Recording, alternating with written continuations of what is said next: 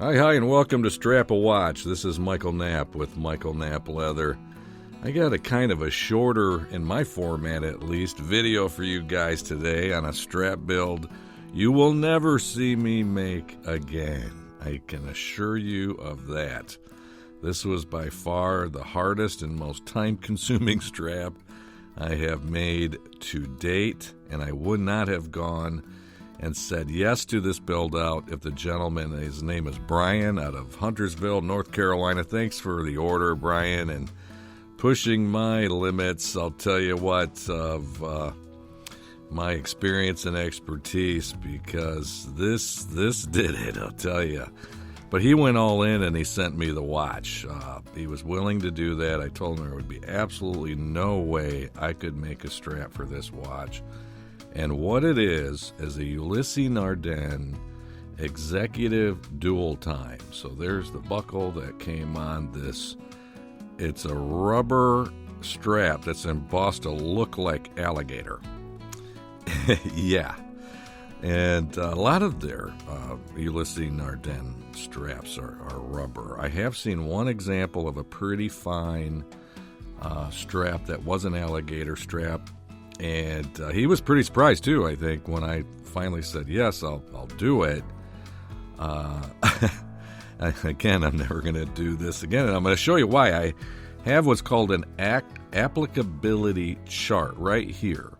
And you can see there at the top, his is the style that the arrow is pointing to, but there's those ones with the red X's. The green is what I do, a more traditional type of strap through the lug area.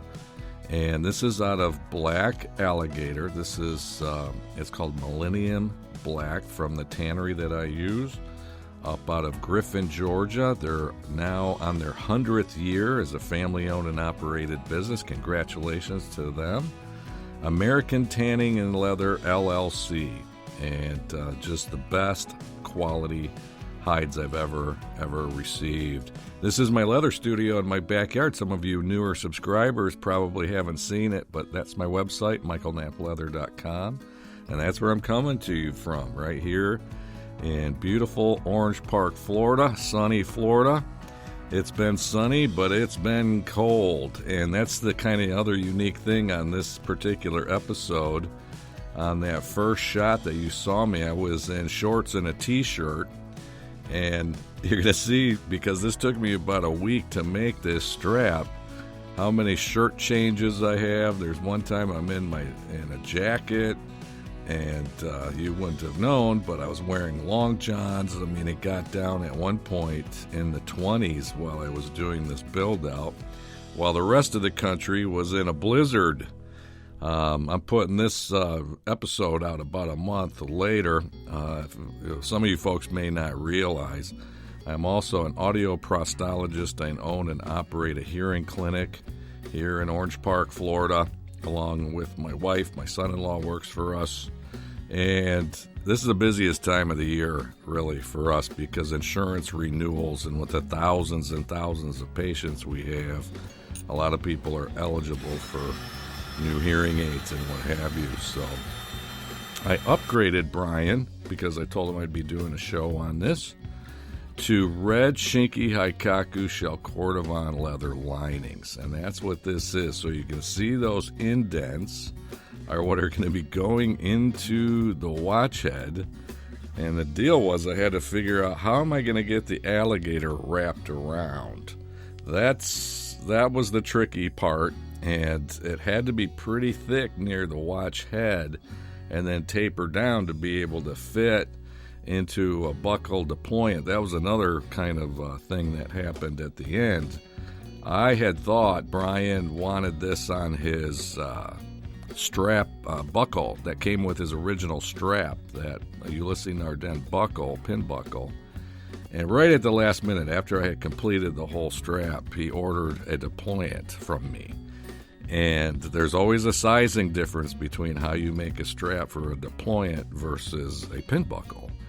So I was a little bit concerned, oh no, is this going to actually fit? He says it does. He says he loves it. I wish I had gotten some pictures from him. I haven't. And Brian, yeah, man, if you can, send me some, like a wrist roll or some pictures so I could put that on my website of you wearing the watch. I know you were getting ready to go to a Christmas party at that time, but it'd be really cool to see it on your wrist. But this is what I'm talking about, is that wrap around. So I had to cut slots into the Alligator to get that to fit, and that's what that was right there. I was actually covering those, and then it's all stitched together. And this is the final sizing of the strap. And I'll tell you, never ever again. There I am wearing my jacket, so you can see I went from shorts and a t-shirt to wearing a jacket, because sometimes, you know, I got a heater in here in the leather studio, and of course air conditioning, being down here in Florida, you gotta have it. And there's some mornings, you know, I might not have the heater on, and I wake up, I get out here at whatever time of the morning, and it's absolutely freezing inside my leather studio. So that's probably what's going on, is I had gotten out there in the morning. It's probably, you know, heating up, but still pretty cold inside the leather studio. I used to make all of my stuff until 2016 out of my garage. And, you know, I've told the story a few times about how Strap-A-Watch was born. And it was like I was given a vision of it by God in the middle of the night. It was on a Sunday night, early Monday morning. I had to be at my clinic at 9 a.m. And I woke up with the entire vision of not only the studio, but even the show and the name of this show, Strap-A-Watch. So pretty cool. And here we are, from this vision to reality. But here's the final product. I think it turned out absolutely stunning. So check that out. Isn't it a cool dial? I mean, it's a little bit different than many of the Ulysse Nardin watches, but I think it's, you know, it's very, very elegant and just, to me, cool. Classic, kind of cool looking. But you can see how thick it is up there by the watch head, and then how it tapers down. There's that deployant he ordered, and I shipped him back his original strap. But there's the red linings. I think they turned out really, really cool.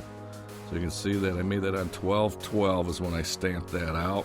I probably finalized the strap a few days after that, but I always stamp it before I put all that together.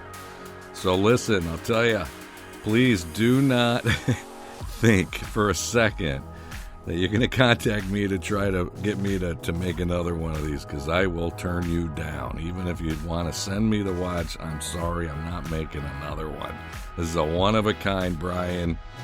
And just appreciate everything, all of you subscribers. And, you know, I hope you stick around for the next show. I've got a couple in the hopper. So God bless you all. And until next time, keep on ticking.